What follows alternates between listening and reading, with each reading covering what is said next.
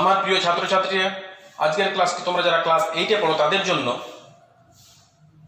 তো গত ক্লাসে আমি তোমাদের বায়ু প্রবাহের শ্রেণীবিভাগ সম্পর্কে আলোচনা করেছিলাম। তো ভূপৃষ্ঠে যে বায়ু প্রবাহিত হয় সেই বায়ু প্রবাহকে 4টি ভাগে ভাগ করা হয়েছে। একটা হলো নিয়ত বায়ু প্রবাহ, একটা সাময়িক বায়ু প্রবাহ, তারপর আকস্মিক বায়ু প্রবাহ এবং স্থানীয় বায়ু প্রবাহ। তো গত ক্লাসে আমি নিয়ত বায়ু প্রবাহ সম্পর্কে আলোচনা করেছিলাম। আজকে যেটা আলোচনা করব সেটা হচ্ছে সাময়িক বায়ু প্রবাহ। এই সাময়িক বায়ু প্রবাহকে ইংরেজিতে বলা হয় পিরিয়ডিক উইন্ডস। এবার সাময়িক বায়ু প্রবাহটা কি, কাকে বলা হয়? যেসব বায়ু সর্বদা প্রবাহিত না হয়ে দিনের কোনো নির্দিষ্ট সময়ে বা বিশেষ কোনো ঋতুতে প্রবাহিত হয় তাদেরকে বলা হয় সাময়িক বায়ু। সাময়িক বায়ু উদাহরণ হচ্ছে কি? সাময়িক বায়ু উদাহরণ হলো সমুদ্র বায়ু,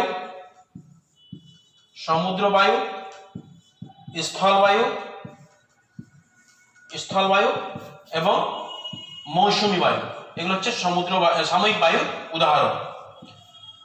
এবার তাহলে দেখো, সাময়িক বায়ু আর নিয়ত বায়ুর মধ্যে কিছু পার্থক্য রয়েছে, সেই পার্থক্য সম্পর্কে আলোচনা করব।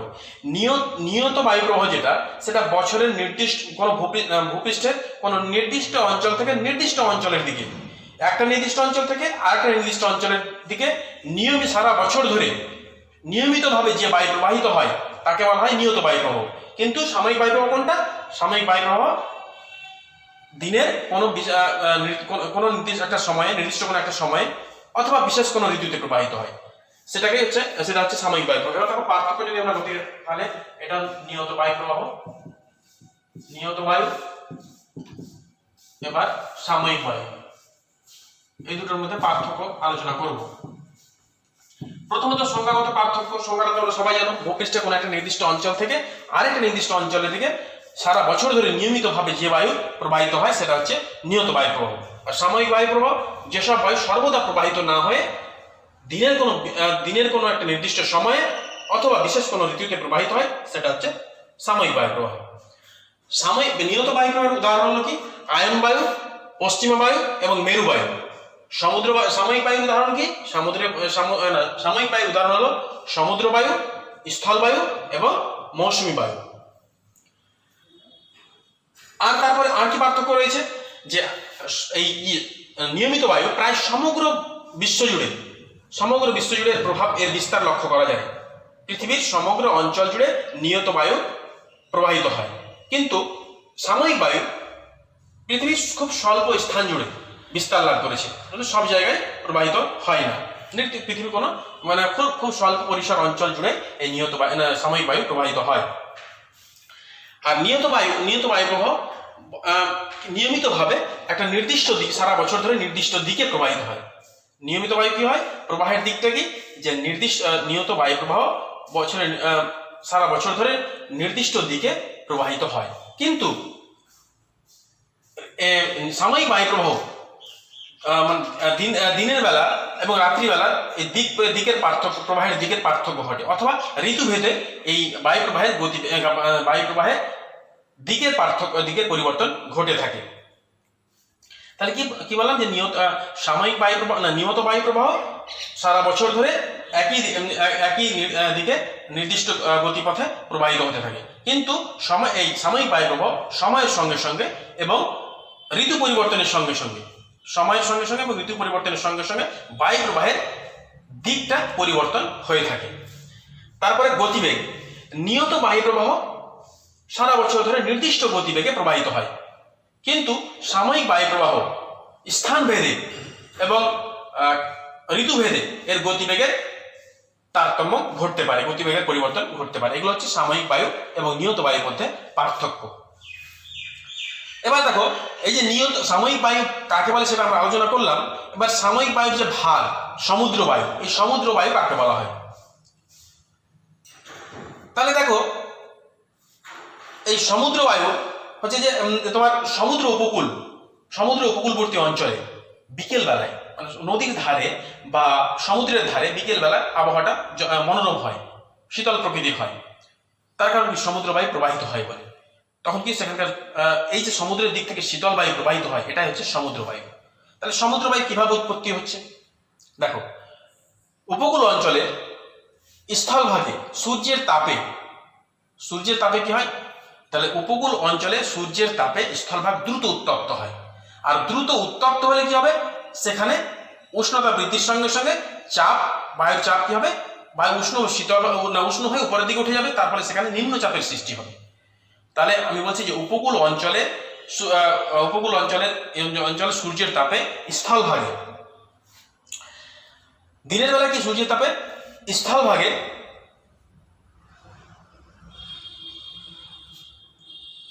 জলভাগ অপেক্ষা স্থলভাগ দ্রুত উত্তপ্ত হয়। তাহলে আমি সমুদ্র বায়ু কাকে বলে একটু ভালো করে শুনবে, যে উপকূল অঞ্চলে দিনের বেলায় প্রখর সূর্যের তাপে জলভাগ অপেক্ষা স্থলভাগ দ্রুত উত্তপ্ত হয়। দ্রুত উত্তপ্ত হলে কি হবে, দ্রুত উত্তপ্ত হলে সেখানে নিম্নচাপের সৃষ্টি হয়, আর জলভাগ দ্রুত উত্তপ্ত হতে পারে না, তার জন্য কি হয়, সেখানে উচ্চচাপের সৃষ্টি হয়। এই উচ্চচাপের জলভাগ থেকে উচ্চচাপের বায়ু স্থলভাগের দিকে প্রবাহিত হয়, স্থলভাগের নিম্নচাপের দিকে প্রবাহিত হয়, এটাকেই বলা হচ্ছে সমুদ্র বায়ু। তাহলে দেখো সমুদ্র বায়ুটা কেমন হবে। ধরে নাও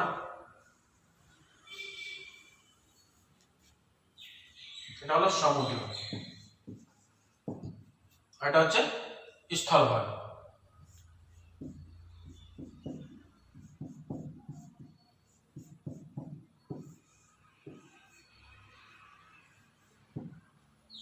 এবং ঘর বাড়ি রয়েছে, এটা সমুদ্র ভাগ, এটা স্থলভাগ, এটা জলভাগ, এটা স্থলভাগ।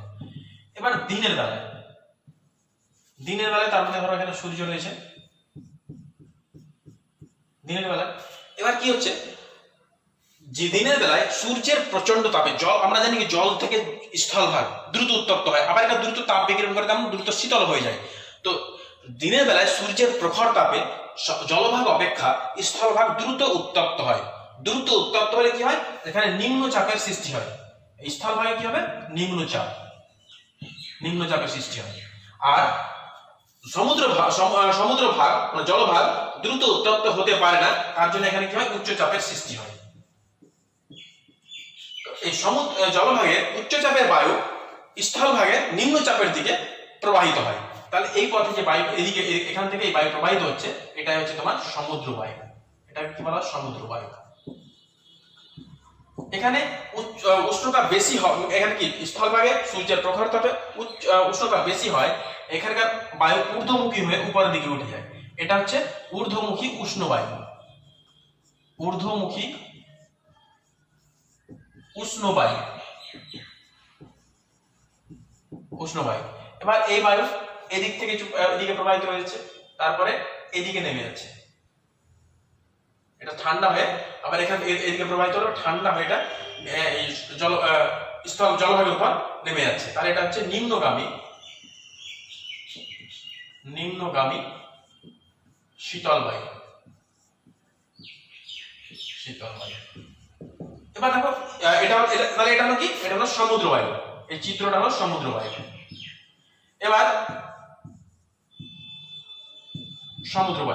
এবার স্থল বায়ুটা কি হবে, হ্যাঁ এই সমুদ্র বায়ু কিন্তু বুঝে না, সমুদ্র বায়ু দিনের বেলা প্রবাহিত হয় এবং বিকেল বেলা এর গতিবেগ সব থেকে বেশি হয়। তারপর দেখো আমি বলছি স্থল বায়ু কাকে বলে।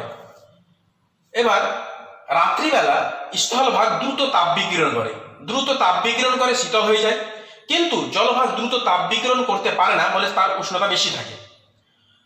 স্থলভাগ দ্রুত তাপ বিকিরণের ফলে শীতল হয়ে যায় এবং সেখানে উচ্চচাপের সৃষ্টি হয়, এবং জলভাগ দ্রুত তাপ বিকিরণ করতে না পারায় সেখানে কি হয়, উষ্ণতা বেশি থাকে এবং সেখানে নিম্নচাপের সৃষ্টি হয়। তখন স্থলভাগের শীতল বায়ু জলভাগের দিকে প্রবাহিত হয়, এই বায়ুকে বলা হচ্ছে কি, স্থল বায়ু। এই স্থল বায়ু রাত্রিবেলা প্রবাহিত হয় এবং ভোরের বেলা মানে ভোর রাত্রের দিকে এর গতিবেগ প্রবল হয়। তাহলে দেখো এর ঠিক উল্টোটা হবে, ধরে নেওয়া হয় এটা হচ্ছে স্থলভাগ, এখানে গাছপালা রয়েছে, বাড়িঘর রয়েছে। এবার এখানে এটা হচ্ছে সমুদ্র। এবার দেখো এখানে এটা হচ্ছে তোমার রাত্রিবেলা,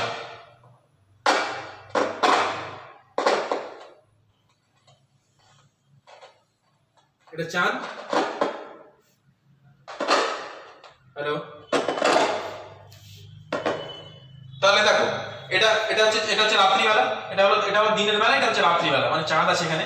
এবার দেখো এখানে দ্রুত তাপ বিকিরণ করতে পারছে না, তার জন্য কি হচ্ছে, তার জন্য এখানে কি নিম্নচাপ, উষ্ণতা বেশি, তার মানে নিম্নচাপ, এখানে উষ্ণতা কম, তাপ বিকিরণ করে শীতল হয়ে গেছে, তার জন্য এখানে উচ্চচাপ।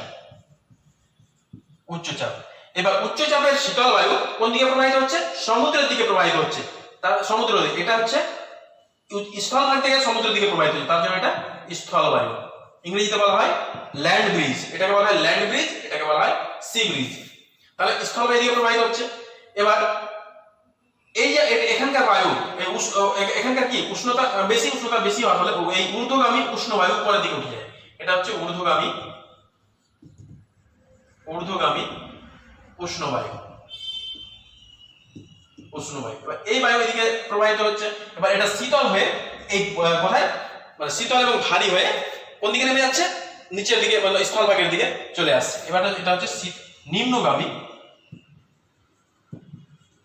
নিম্নগামী শীতল বায়ু। বুঝতে পারা গেল? তাহলে এটা চিত্র কিসে, চিত্রটা হলো স্থলবায়ু। তাহলে দেখো এই দুটোর মধ্যে পার্থক্য দেখো, এখানে সমুদ্র, এটা দিনের বেলায় হচ্ছে, দিনের বেলায় সমুদ্র ভাগে উচ্চচাপ বিরাজ করছে আর স্থলভাগে নিম্নচাপ বিরাজ করছে। তখন কি হয়, এই সমুদ্রের দিক থেকে স্থলভাগের দিকে বায়ু প্রবাহিত হয়, সেটা হচ্ছে সমুদ্র বায়ু। আর যখন রাত্রিবেলায় সমুদ্রে নিম্নচাপ এবং স্থলভাগে উচ্চচাপ বিরাজ করছে, তখন স্থলভাগ থেকে উচ্চচাপের শীতল বায়ু কোন দিকে, জলভাগের দিকে প্রবাহিত হয়, তখন সেটাকে বলা হচ্ছে স্থলবায়ু। তাহলে দেখো এই দুটো বোঝা গেল যে সমুদ্র বায়ু এবং স্থলবায়ু কি। আর এই স্থলবায়ু কি বললাম, যে রাত্রিবেলা প্রবাহিত হয় এবং এর প্রভাবে এর যে গতিবেগটা সব থেকে বেশি হয় কখন, সব থেকে বেশি হয় ভোররাত্রে। দেখো এখানে তোমাদের পাঠ্যপুস্তকে কতগুলো প্রশ্ন রয়েছে, যে কোন বায়ু, পেজ নম্বর দেখো 39, কোন বায়ু উপকূলবর্তী অঞ্চলে বেশি বৃষ্টিপাত ঘটায়। উপকূলবর্তী অঞ্চল মানে সমুদ্রের সন্নিহিত অঞ্চল, যেটা সেটাকে বলা হয় উপকূল, মানে যে রেখা মানে সমুদ্রের উপকূলবর্তী, মানে সমুদ্রের যে রেখা বরাবর সমুদ্র মিলিত হয়, স্থলভাগের সঙ্গে মিলিত হয়, সেটাকে বলা হচ্ছে কি উপকূল ভাগ। এবার উপকূল অঞ্চলে বেশি কোন বায়ু উপকূল অঞ্চলে বেশি বৃষ্টিপাত ঘটায়, অবশ্যই সমুদ্র বায়ু। সমুদ্রের দিক থেকে যে বায়ু স্থলভাগের দিকে প্রবাহিত হয়, সেই বায়ু কি হয়, এই উপকূল অঞ্চলে বেশি বৃষ্টিপাত ঘটায়। তাহলে এখানে উত্তরটা হবে সমুদ্র বায়ু। তারপর দ্বিতীয় কোশ্চেনটা রয়েছে, দেখো ভোরবেলা পালতোলা নৌকা কোন বায়ুর প্রভাবে সমুদ্রে বা নদীতে চলবে। পালতোলা নৌকা কিসের প্রভাবে চলে, বায়ুর গতিপথের সাহায্যে, বায়ুর গতিকে অনুসরণ করে চলাচল করে। তাহলে কি এই স্থলবায়ু রাত্রিবেলা প্রবাহিত হয় এবং ভোরবেলা এর গতিবেগ বৃদ্ধি পায়, তার জন্য পালতোলা নৌকা কিসের সাহায্যে চলবে, স্থলবায়ুর সাহায্যে। তারপরে দেখো বিকেলের দিকে সমুদ্র বা নদীর পাড়ে বসলে কোন দিক থেকে ঠান্ডা হাওয়া বইবে। বিকেল বেলা তাহলে কোন দিক থেকে ঠান্ডা হাওয়া বইবে, সমুদ্র থেকে। মানে বিকেল বেলা আমরা যদি কোনো নদীর তীরবর্তী অঞ্চলে, নদীর ধারে বা সমুদ্রের ধারে যদি আমরা বিকেল বেলা ভ্রমণে যাই, তাহলে দেখবো তো সেই বিকেল বেলার আবহাওয়াটা খুব আরামদায়ক হয়, মনোরম হয়। তার কারণ কি, সমুদ্র থেকে শীতল বায়ু, সমুদ্রের দিক থেকে ঠান্ডা বায়ু স্থলভাগের দিকে প্রবাহিত হয়। ওই বিকেল বেলা কি হচ্ছে, এই যে তোমার স্থলভাগে নিম্নচাপ বিরাজ করছে, তখন জলভাগে উচ্চচাপ, এই উচ্চচাপের শীতল বায়ু স্থলভাগের দিকে প্রবাহিত হয়। তার জন্য বিকেল বেলা সমুদ্র তীরবর্তী অঞ্চল বা সমুদ্রের উপকূলে বা নদীর পাড়ে বসলে আমাদের ঠান্ডা লাগে, ভালো লাগে। তাহলে সমুদ্র বায়ু হচ্ছে একটা দৈনন্দিন, সমুদ্র বায়ু এবং স্থলবায়ু হচ্ছে একটা দৈনন্দিন ঘটনা, আর প্রতিদিন একটা নির্দিষ্ট সময়ের ব্যবধানে এই বায়ু প্রবাহিত হয়ে থাকে। তাহলে এই যে সমুদ্র বায়ু এবং স্থলবায়ু, এর বিশেষত্ব হচ্ছে এটা দৈনন্দিন ঘটনা, প্রতিদিনই ঘটছে। আর এটা কি যেটা নির্দিষ্ট সময়ের ব্যবধানে প্রবাহিত হয়ে থাকে, যেমন এটা দিনের বেলা প্রবাহিত হচ্ছে, রাত্রিবেলা প্রবাহিত হচ্ছে, তো এরকম। এবার এই বায়ুর গতিবেগ, এই বায়ুর প্রভাব, সমুদ্র বায়ু স্থল বায়ুর প্রভাব উপকূল থেকে 150 কিলোমিটার অভ্যন্তরে পর্যন্ত এর প্রভাব লক্ষ্য করা যায়। তবে সমুদ্র বায়ুর প্রভাবটা উপকূল অঞ্চল থেকে স্থলভাগের দিকে 150 কিলোমিটার পর্যন্ত প্রভাব লক্ষ্য করা যায়। কিন্তু স্থলবায়ু স্থলবায়ু উপকূল থেকে সমুদ্রের দিকে 150 কিলোমিটার পর্যন্ত ততটা হয় না, কম, এটা কম হয়। মানে সমুদ্র বায়ুর প্রভাবটা বেশি হয়, স্থলবায়ুর প্রভাবটা কম হয়। যদিও তোমাদের এখানে বইয়ে 150 কিলোমিটার দেওয়া আছে, কিন্তু বাস্তবে কিন্তু 150 কিলোমিটার, যেটা সমুদ্র বায়ু তার প্রভাবটা 150 কিলোমিটার পর্যন্ত থাকে, কিন্তু স্থলবায়ুর প্রভাবটা 150 কিলোমিটার পর্যন্ত কিন্তু থাকে না, তাতে অনেক কম থাকে। এবার দেখো সমুদ্র বায়ু এবং স্থলবায়ুর মধ্যে পার্থক্য আলোচনা করব।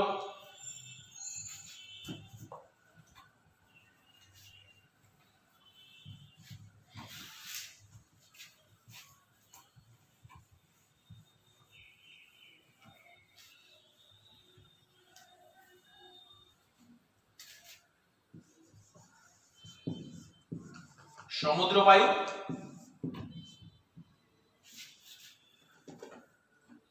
এটা হচ্ছে স্থলবায়ু।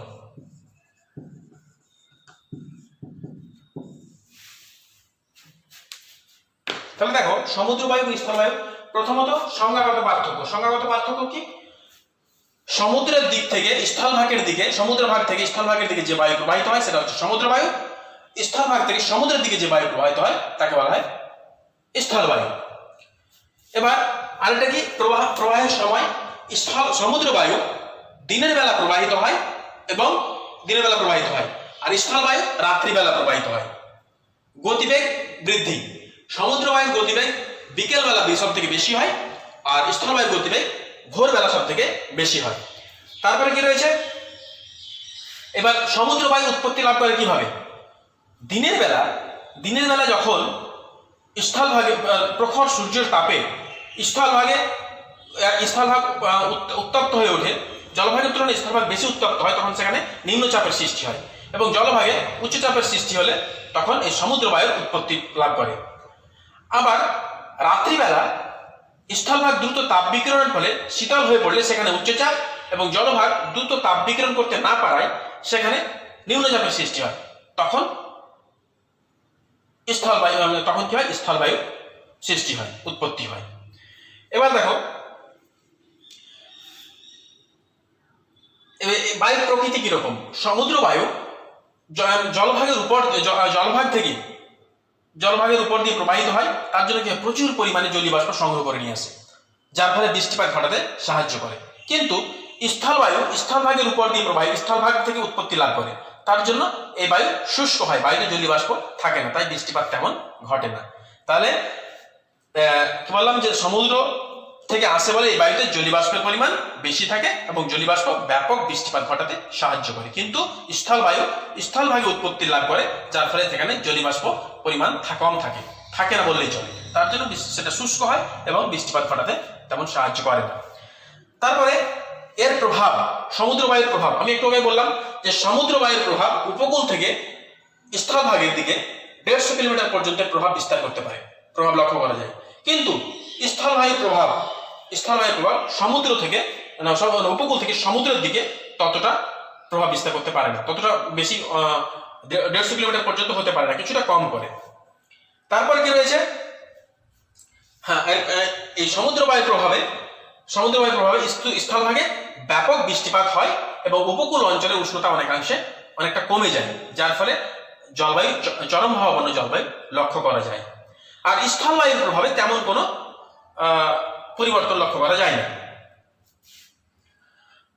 শুধুমাত্র ওই পালতোলা জাহাজের সাহায্যে কি করা হয়, মানে পালতোলা জাহাজের গতিবেগটাকে কিছুটা বৃদ্ধি করতে সাহায্য করে। এবার দেখো, তাহলে সমুদ্র বায়ু এবং স্থলবায়ুর পার্থক্য সম্পর্কে আলোচনা করলাম। এবার দেখো তোমাদের পাঠ্যপুস্তকে কি রয়েছে। হ্যাঁ, এবার মৌসুমী বায়ু, আরেকটা উদাহরণ হচ্ছে এই সাময়িক বায়ু প্রবাহের আরেকটা উদাহরণ হলো মৌসুমী বায়ু। এবার মৌসুমী বায়ুটা কি, এই যে এখানে মৌসুমী বায়ু আমি লিখেছি, এই মৌসুমী শব্দটি এসছে অ্যারাবিক শব্দ, আরবি শব্দ, অ্যারাবিক ওয়ার্ড কি মৌসিম থেকে,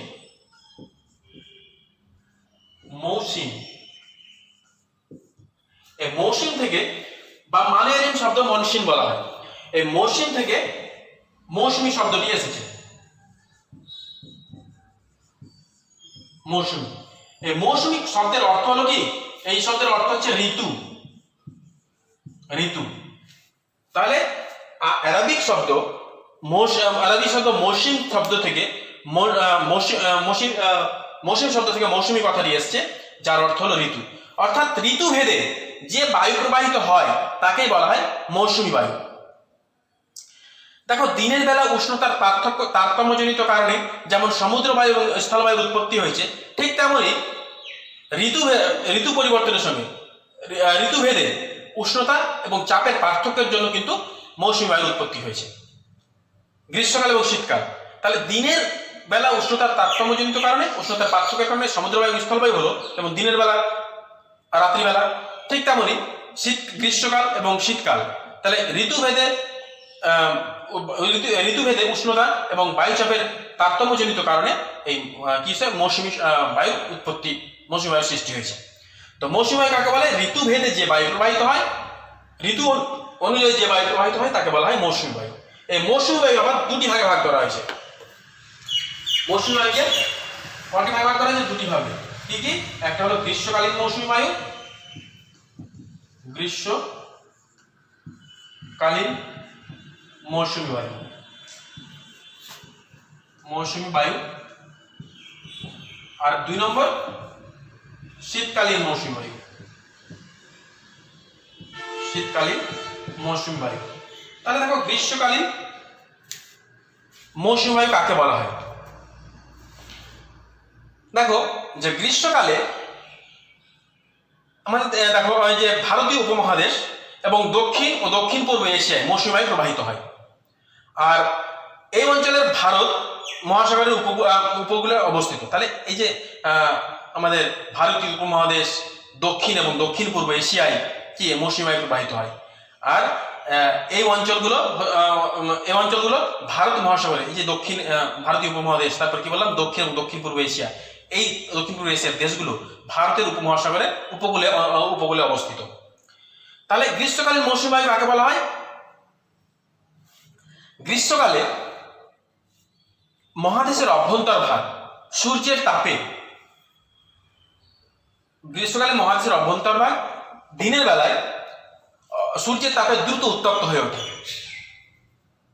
তাহলে আমি দেখো, মৌসুমী বায়ু কিন্তু দুটি শাখার কথা বলছি, ভালো করে মন দিয়ে শুনবে।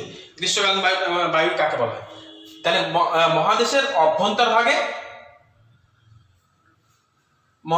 অভ্যন্তরভাগে যখন কি হয়, সূর্যের প্রচন্ড তাপে, সূর্যের উত্তপ্তে স্থলভাগ দ্রুত উত্তপ্ত হয়ে ওঠে, তখন সেখানে কি হয়? নিম্নচাপের সৃষ্টি হয়। আবার জলভাগ দ্রুত উত্তপ্ত না হয়, সেখানে কি হয়? উচ্চচাপ বিরাজ করে।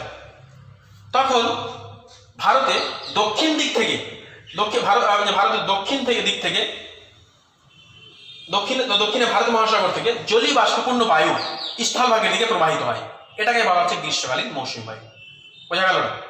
আমি আবার বলছি যে মহাদেশের অভ্যন্তরভাগে সূর্যের প্রখর তাপে স্থলভাগ দ্রুত উত্তপ্ত হলে সেখানে নিম্নচাপের সৃষ্টি হয়, কিন্তু জলভাগ দ্রুত উত্তপ্ত না হয়, সেখানে উচ্চচাপ বিরাজ করে। তখন ফলে কি হয়? উচ্চচাপ বিরাজ করার ফলে ভারতে দক্ষিণ দিক থেকে, দক্ষিণে ভারত মহাসাগর থেকে জলীয় বাষ্পপূর্ণ বায়ু স্থলভাগের দিকে প্রবাহিত হয়। এই যে স্থলভাগের দিকে প্রবাহিত হচ্ছে, এই বায়ুটাকে বলা হচ্ছে গ্রীষ্মকালীন মৌসুমী বায়ু। এই গ্রীষ্মকালীন মৌসুমী বায়ু যেহেতু জলভাগের উপর দিয়ে প্রবাহিত হয়েছে, স্থলভাগে প্রবেশ করে, তার জন্য প্রচুর পরিমাণে জলীয় বাষ্প বহন করে নিয়ে আসে। আর এই জলীয় বাষ্প বহন করে নিয়ে আসার ফলে স্থলভাগে অর্থাৎ ভারতের অভ্যন্তরে প্রচুর বৃষ্টিপাত ঘটায়। তারপরে দেখো, শীতকালীন মৌসুমী বায়ু। শীতকালীন মৌসুমী বায়ু কাকে বলা হয়? শীতকালে স্থলভাগ তাপ বিকিরণ করে দ্রুত শীতল হয়ে যায়। তার ফলে কি হয়? সেখানে উচ্চচাপের সৃষ্টি হয়, কিন্তু জলভাগ দ্রুত তাপ বিকিরণ করতে পারে না। তার জন্য কি হয়? সেখানে নিম্নচাপের, উষ্ণতা বেশি থাকায় সেখানে নিম্নচাপের সৃষ্টি হয়। তখন স্থলভাগের শীতল বায়ু জলভাগের দিকে প্রবাহিত হয়। তখনই তাকে বলা হয় শীতকালীন মৌসুমী বায়ু। তাহলে আর কি বলো, আমি আবার বলছি যে শীতকালে স্থলভাগ দ্রুত তাপ বিকিরণ করে শীতল হয়ে যায়, তখন সেখানে উচ্চচাপের সৃষ্টি হয়, এবং জলভাগ দ্রুত তাপ বিকিরণ করতে না পারায় সেখানে উষ্ণতা বেশি থাকে, তার জন্য সেখানে নিম্নচাপের সৃষ্টি হয়। তখন স্থলভাগে শীতল বায়ু উচ্চচাপযুক্ত শীতল স্থলভাগ থেকে শীতল বায়ু যে জলভাগের দিকে প্রবাহিত হয়, তখনই তাকে বলা হয় শীতকালীন মৌসুমী বায়ু। আর শীতকালীন মৌসুমী বায়ু যেহেতু স্থলভাগ থেকে উৎপত্তি লাভ করে, তার জন্য এই বায়ুতে জলীয় বাষ্প থাকে না, অর্থাৎ এই বায়ু শুষ্ক হয়, তার জন্য এই বায়ুর প্রভাবে বৃষ্টিপাত হয় না। তাহলে শীতকালীন মৌসুমী বায়ু, গ্রীষ্মকালীন মৌসুমী বায়ু কাকে বলে, শীতকালীন মৌসুমী বায়ু কাকে বলে, সেগুলো হয়ে গেল। এবার তোমাদের পাঠ্যপুস্তকে 40 নম্বর পৃষ্ঠায় দেখো, শীতকালীন মৌসুমী বায়ুর প্রভাবে বৃষ্টি হয় না কেন, প্রশ্ন রয়েছে। আমি উত্তরটা এখনই বললাম। তার কারণ কি, যে শীতকালীন শীতকালীন মৌসুমী বায়ু। শীতকালীন মৌসুমী বায়ুটা কোনটা? শীতকালীন মৌসুমী বায়ু হচ্ছে তোমার যখন মৌসুমী বায়ুর প্রত্যাগমন ঘটে ভারত থেকে। এই শীতকালীন মৌসুমী বায়ু স্থলভাগ থেকে উৎপত্তি লাভ করে। কোথায়? মধ্য এশিয়ার শীতল সাইবেরীয় অঞ্চল থেকে উৎপত্তি লাভ করে, এবং স্থলভাগ থেকে ভারতের মধ্য দিয়ে কোথায় জলভাগের দিকে প্রবাহিত হয়। তো স্থলভাগে উৎপত্তি লাভ করছে, এবং সেই উৎপত্তি স্থলভাগের শীতল অঞ্চল থেকে উৎপত্তি লাভ করছে, তার ফলে সেই বায়ু শীতল হয়। শীতল হওয়ার কারণে সেখানে সেই বায়ুতে জলীয় বাষ্প থাকে না, তার জন্য এই বায়ু বৃষ্টিপাত ঘটাতে পারে না। তারপরে দ্বিতীয় কোশ্চেন রয়েছে, মৌসুমী বায়ুকে সাময়িক বায়ু বলার কারণ কি? আমরা সাময়িক বায়ু কাকে বললাম? যে বায়ু সর্বদা প্রবাহিত না হয়ে দিনের কোনো নির্দিষ্ট সময়ে বা বিশেষ কোনো ঋতুতে প্রবাহিত হয়, তাকে সাময়িক বায়ু বলা হয়। এই মৌসুমী বায়ু ঠিক তেমনই ভারতীয় উপমহাদেশ, দক্ষিণ এবং দক্ষিণ পূর্ব এশিয়ার দেশগুলিতে প্রবাহিত হয়। এটা প্রবাহিত হয় কোন মাসে? জুন এবং জুলাই মাসে এই মৌসুমী বায়ু ভারত মহাসাগর থেকে দক্ষিণ পশ্চিম দিক থেকে ভারতবর্ষে প্রবেশ করে, এবং অক্টোবর এবং নভেম্বর মাসে ভারতের উত্তর পূর্ব দিক থেকে এই মৌসুমী বায়ুর প্রত্যাগমন ঘটে। অর্থাৎ একটা নির্দিষ্ট সময় প্রবেশ করছে, আর একটা নির্দিষ্ট সময় এই মৌসুমী বায়ুর আগমন ঘটছে, আর একটা নির্দিষ্ট সময় মৌসুমী বায়ুর প্রত্যাগমন ঘটছে। তাহলে ভারত মহাসাগরে ভারতের দক্ষিণ পশ্চিম দিক থেকে স্থলভাগের দিকে, অর্থাৎ জলভাগ থেকে স্থলভাগের দিকে যখন বায়ু প্রবাহ প্রবেশ করছে, তখন সেটাকে মৌসুমী বায়ু প্রবেশ করে, তখন সেটাকে বলা হয় মৌসুমী বায়ুর আগমন। আবার সেটা কোন মাসে? জুন জুলাই মাসে। আবার অক্টোবর নভেম্বর মাসে যখন স্থলভাগ থেকে ভারতের উত্তর পূর্ব দিক থেকে, অর্থাৎ স্থলভাগ থেকে জলভাগের দিকে প্রবাহিত হচ্ছে, তখন সেটা হয়ে যাচ্ছে মৌসুমী বায়ুর প্রত্যাগমন। তো মৌসুমী বায়ু তাহলে বছরের নির্দিষ্ট সময়ে, ঋতু অনুযায়ী বিশেষ কোনো ঋতুতে এই যে মৌসুমী বায়ু প্রবাহিত হচ্ছে, তার জন্য এটা হচ্ছে সাময়িক বায়ু প্রবাহ। তারপরে দেখো এবার ক্যাটাবেটিক বা অ্যানাবেটিক বায়ু এবং ক্যাটাবেটিক বায়ু।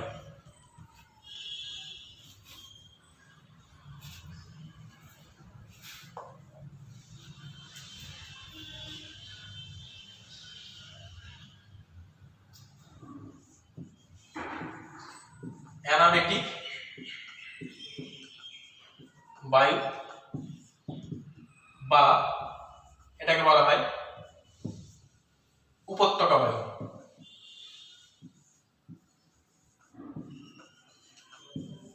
উপত্যকা বায়ু। 2 নম্বরটা কি? ক্যাটাবেটিক। ক্যাটাবেটিক বায়ু বা এটাকে পার্বত্য বায়ু বলা হয়।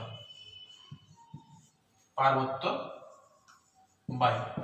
এবার দেখো অ্যানাবেটিক বায়ু কাকে বলে? এই অ্যানাবেটিক ইংরেজিটা কিভাবে লিখতে হয়? অ্যানাবেটিক।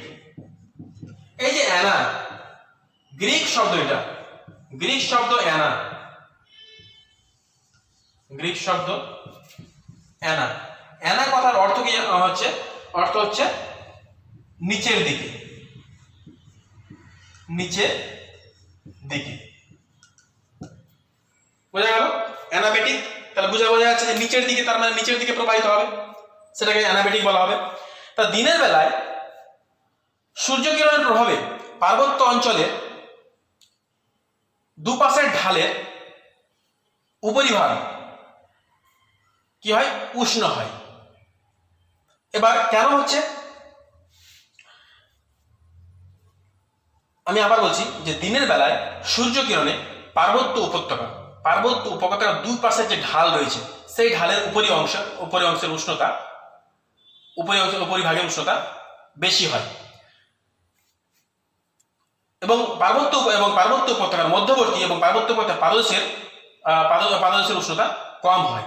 তো এই যে উষ্ণতা বেশি, উপরের অংশের উষ্ণতা বেশি হয় কারণে সেখানে কি হয়, নিম্নচাপের সৃষ্টি হয় এবং পার্বত্য উপত্যকার পাদদেশে উষ্ণতা কম হওয়ার জন্য সেখানে উচ্চচাপের সৃষ্টি হয়। তখন এর ফলে কি হয়, পার্বত্য উপত্যকার উচ্চচাপ অঞ্চল থেকে পর্বতের গা বেয়ে উপরের দিকে পার্বত্য গা বেয়ে কোথায়, নিম্নচাপের দিকে যে বায়ু প্রবাহিত হয় সেটাকে বলা হচ্ছে অ্যানাবেটিক বায়ু।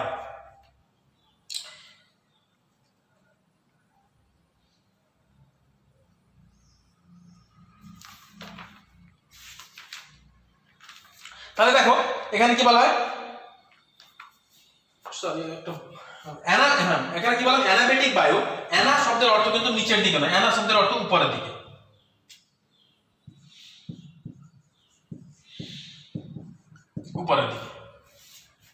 তাহলে দেখো অ্যানাবেটিক বায়ু কাকে বলা হয়,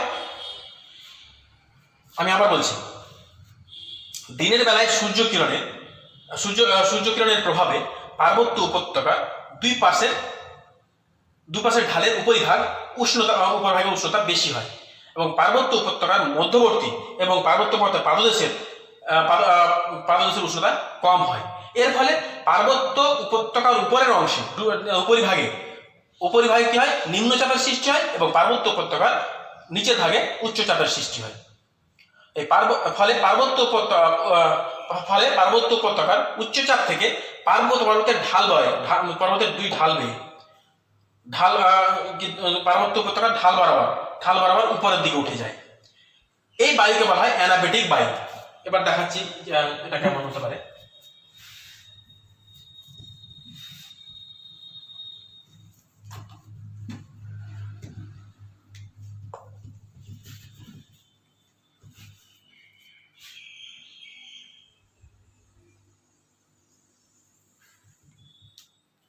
দেখে নাও, এটা হচ্ছে পার্বত্য উপত্যকা, এবার পার্বত্য উপত্যকার এটা পাদদেশ আর এটা হচ্ছে উপরিভাগ। এবার এখানে কি হচ্ছে, এই দিনের বেলায় সূর্যের তাপে এর উপরিভাগের উষ্ণতা দুই পাশের ঢালের উপরিভাগের উষ্ণতা বেশি হচ্ছে এবং এর উষ্ণতা কম হচ্ছে। উষ্ণতা বেশি হওয়ার কারণে এখানে কি হচ্ছে, নিম্নচাপের সৃষ্টি হচ্ছে, নিম্নচাপ। আর উষ্ণতা কম হওয়ার কারণে এখানে কি হলো, উচ্চচাপের সৃষ্টি হলো। এই উচ্চচাপযুক্ত অঞ্চল থেকে এই দুই পাশের ঢাল বরাবর বায়ু উপরের দিকে উঠে যায়। এটাই হচ্ছে অ্যানাবেটিক বায়ু। তাহলে এই বায়ুটাকে বলা হচ্ছে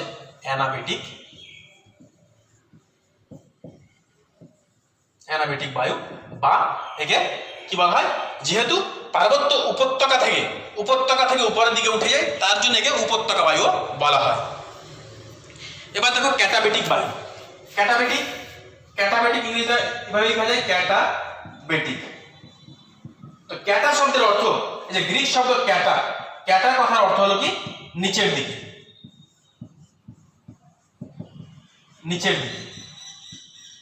এবার দেখো নিচের দিকে কি হচ্ছে, রাত্রিবেলায় পার্বত্য উপত্যকার উপরিভাগ দ্রুত তাপ বিকিরণ করে শীতল হয়ে যায়। এর ফলে সেই অঞ্চলের বায়ু শীতল এবং ভারী হয় এবং শীতল এবং ভারী বায়ু পর্বতের দুই পাশের ঢাল বরাবর নিচের দিকে নেমে যায়। তখন নিচের দিকে নেমে যায়, এই বায়ুকে বলা হয় ক্যাটাবেটিক বায়ু। তাহলে দেখো আমি এবার এখানে দেখাচ্ছি এটা।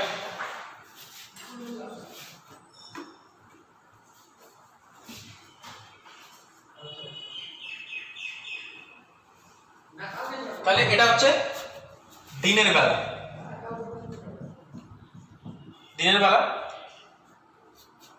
এবার দেখো রাত্রিবেলা, এটা হচ্ছে তোমার পার্বত্য উপত্যকা। এটা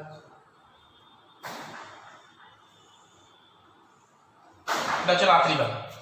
এবার রাত্রিবেলা কি হলো, এই উষ্ণতা এখানে কি রাত্রিবেলা দ্রুত তাপ বিকিরণ করলো, মানে দিনের বেলা উষ্ণতা হয়েছিল খুব বেশি, উষ্ণতা বেশি থাকার কারণে রাত্রিবেলা দ্রুত তাপ বিকিরণ করলো, তাপ বিকিরণ করার ফলে শীতল হয়ে গেল। তখন এখানে কি হচ্ছে, এই শীতল এবং ভারী বায়ু এই দুই পাশের পর্বতের ঢাল বরাবর নিচের দিকে নেমে যাচ্ছে।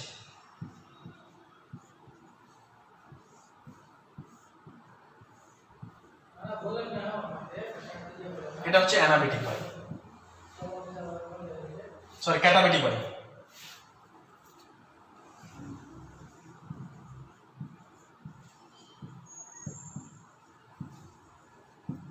ক্যাটাবেটিক বায়ু।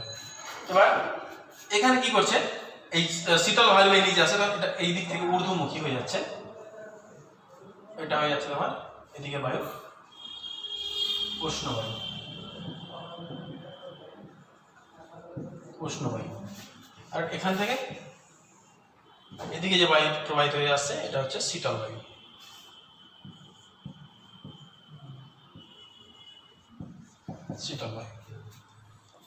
তাহলে দেখো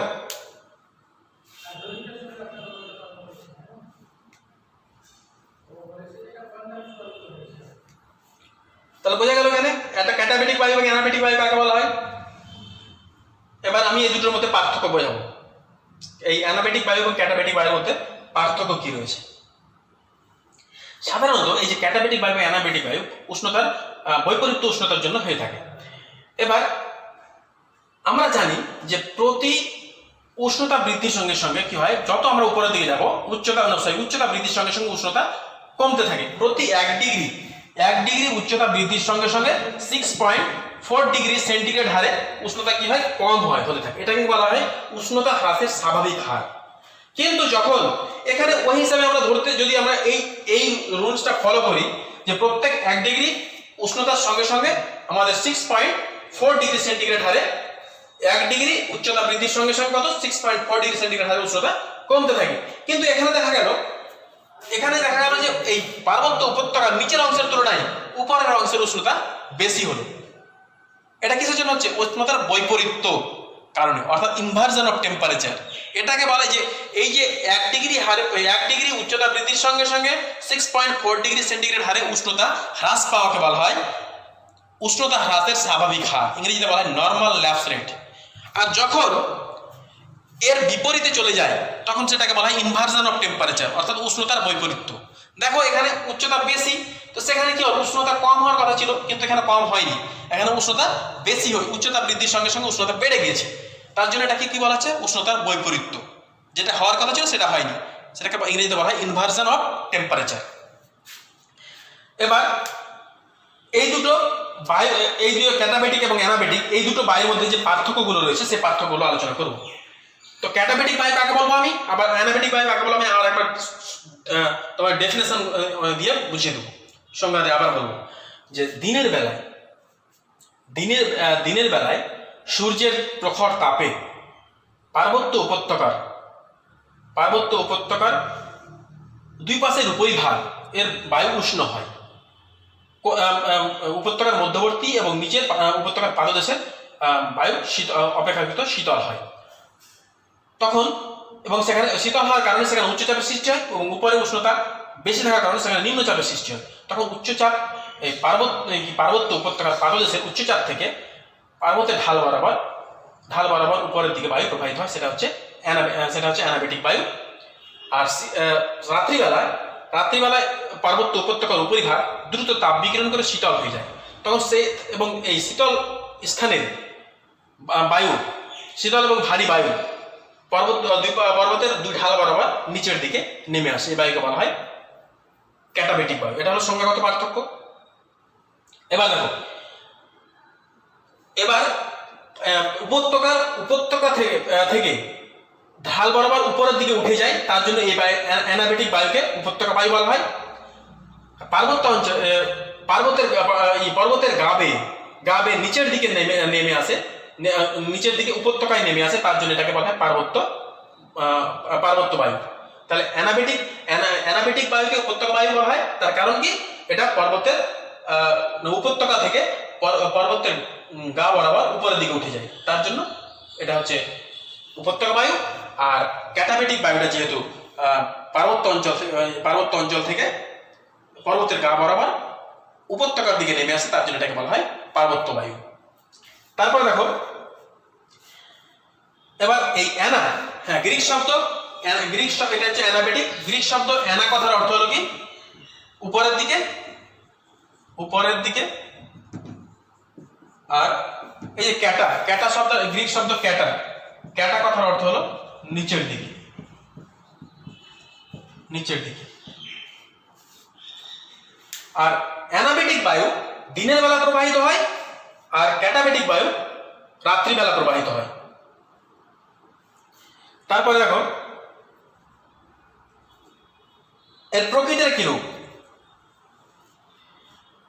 এই গতিবেগ, এই অ্যানাবেটিক বায়ু গতিক বেগ সর্বাধিক হয় কিন্তু দুপুরবেলা।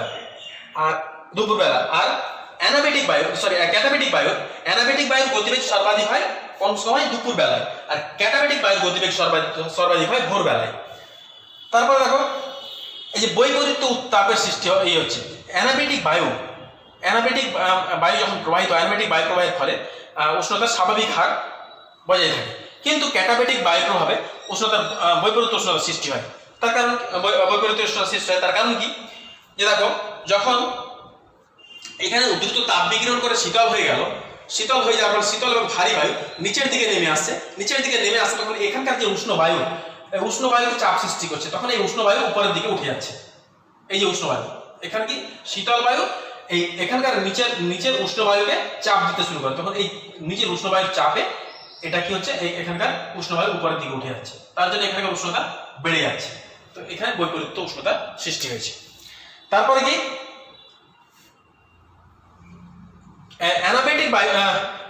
ক্যাটাবেটিক বায়ুর গতিবেগ অপেক্ষা কম হয়। অ্যানাবেটিক বায়ুর কি হয়, গতিবেগটা ক্যাটাবেটিক অপেক্ষা কম হয়। ক্যাটাবেটিক বায়ুর গতিবেগ অ্যানাবেটিক বায়ু অপেক্ষা বেশি হয়। তার কোনটা বেশি হলো, অ্যানাবেটিক বায়ুর গতিবেগ ক্যাটাবেটিক অপেক্ষা কম, আর ক্যাটাবেটিক বায়ুর গতিবেগ অ্যানাবেটিক বায়ু অপেক্ষা বেশি হয়। তাহলে এগুলো হচ্ছে পার্থক্য। এবার দেখো তোমাদের এখানে পাঠ্যপুস্তকের পেজ নম্বর 40-এ একটা প্রশ্ন রয়েছে যে হিমাচল প্রদেশের কুলু ও কাংড়া উপত্যকার মাঝের অংশের তুলনায় পর্বতের উঁচু ঢালে জনবসতি কিছুটা বেশি দেখা যায় কেন।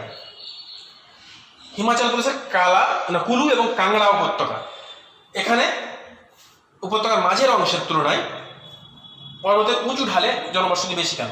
আমরা জানি যে সাধারণত পর্বতের নিচের ঢালে জনবসতি বেশি হওয়ার কথা পাদদেশে, কিন্তু সেখানে তার তুলনায় উপরিভাগে জনবসতি বেশি। এর কারণ কি? এর কারণ হচ্ছে বৈপরীত্য উত্তাপ, উষ্ণতার ইনভার্জন অফ টেম্পারেচার। আমরা জানি কি যে উচ্চতা বৃদ্ধির সঙ্গে সঙ্গে উষ্ণতা হ্রাস পায়, কিন্তু এখানে কি হয়েছে, উচ্চতা বৃদ্ধির সঙ্গে সঙ্গে উষ্ণতাও বৃদ্ধি পেয়েছে। তার জন্য প্রথম কারণ হচ্ছে যে শীতল পার্বত্য অঞ্চলে পার্বত্য উপত্যকার উপরিভাগের সূর্যের তাপে উষ্ণতা বেশি হয়, মাঝারি অংশের তুলনায় এবং নিচের অংশের তুলনায় উষ্ণতা বেশি হয়। আর উষ্ণতা বেশি হওয়ার কারণে সেখানকার জলবায়ু আরামদায়ক হয়, তার জন্য সেখানে জনবসতি বেশি গড়ে উঠেছে। মানুষের কাছে সেটা আরামদায়ক হচ্ছে। শীতল পার্বত্য অঞ্চলে যদি উষ্ণতা বেশি হয়, শীতল অঞ্চল যদি ঠান্ডার পরিবর্তে যদি সেখানকার আবহাওয়া মনোরম হয়, তাহলে কি হবে, মানুষ সেখানে সেই অঞ্চলে বসবাস করবে। তারপর দ্বিতীয়ত রাত্রিবেলা কি হচ্ছে, রাত্রিবেলা এই যে পার্বত্য উপত্যকার উপরিভাগ দ্রুত তাপ বিকিরণ করে শীতল হয়ে যাচ্ছে, এবং শীতল হচ্ছে, তার ফলে সেখানে কি হয়, উচ্চচাপের সৃষ্টি হয়, এবং পার্বত্য উপত্যকার নিচের দিকে কি হয়, নিম্নচাপের সৃষ্টি হয়। তখন এই উচ্চচাপের শীতল এবং ভারী বায়ু নিচের দিকে প্রবাহিত হয়, এবং নিচে প্রবাহিত হয়ে নিচের উষ্ণ বায়ুকে উপরের দিকে নিয়ে আসে, উপরের দিকে উঠে যায়। এর ফলে পার্বত্য উপত্যকার উপরি অংশের বায়ু উষ্ণ হয়ে যায়, তার জন্য এটা বসবাসের উপযোগী হয়ে ওঠে, মানে তুলনামূলকভাবে আরামদায়ক হয়। তো এই যে দিনের বেলা এবং রাত্রিবেলা কুলু এবং কাংড়া উপত্যকার মানে উপরের অংশের উষ্ণতা সবসময় মাঝের অংশ এবং নিচের অংশের উষ্ণতা যাতে বেশি হয়, তার জন্য এখানকার জনবসতি তুলনামূলকভাবে বেশি হয়। তাহলে এগুলো আজকে এই পর্যন্ত তোমাদের ক্লাস। যদি তোমাদের কোনো বুঝতে অসুবিধা থেকে থাকে, সমস্যা থেকে থাকে, তাহলে আমাকে অবশ্যই জিজ্ঞেস করবে, আমি সেগুলো সমাধান করে দেবো। আর তোমরা বাড়িতে ভালো করে পড়ো। আজকের ক্লাসটি এই পর্যন্তই। Thank you.